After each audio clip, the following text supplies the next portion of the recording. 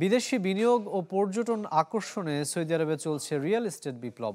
লোহিত সাগরের লাহেক আইল্যান্ড ঘিরে তৈরি এসব আবাসনের দাম শুরু 1.5 থেকে সর্বোচ্চ $40 মিলিয়ন। $1 ট্রিলিয়ন সম্পদের রেড সি গ্লোবালের মতো প্রতিষ্ঠানের আওতায় তৈরি হচ্ছে অত্যাধুনিক সব বাড়ি, অ্যাপার্টমেন্ট ও ভিলা।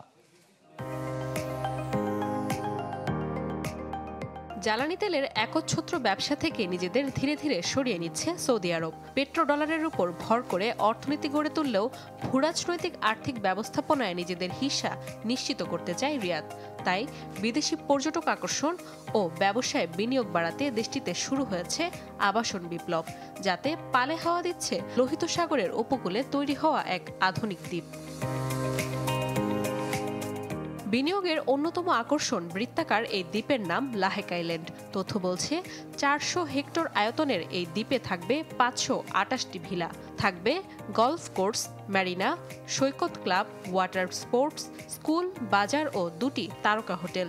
$1 ট্রিলিয়ন সম্পদের রেড সি গ্লোবালের আওতাধীন এই প্রকল্পটিতে খরচ হতে পারে $27 বিলিয়ন, যেখানে ন্যূনতম অ্যাপার্টমেন্টের দাম শুরু $5.5 মিলিয়ন রিয়াল থেকে, আর সবচেয়ে বিলাসবহুল ভিলার দাম $150 মিলিয়ন।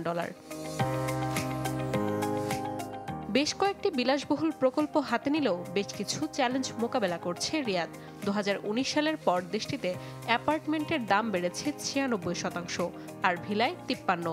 যদিও দাম নিয়ন্ত্রণে রেখে পরিবেশ বান্ধব পর্যটন গন্তব্য হিসেবে গড়ে তুলে কর্মসংস্থান ও বিদেশি বিনিয়োগ বাড়ানোর চেষ্টা রয়েছে অব্যাহত। পরিকল্পনা অনুযায়ী 2028 সালের মধ্যে লাহেক আইল্যান্ডের দক্ষিণ অংশ প্রথমে খোলা হতে পারে।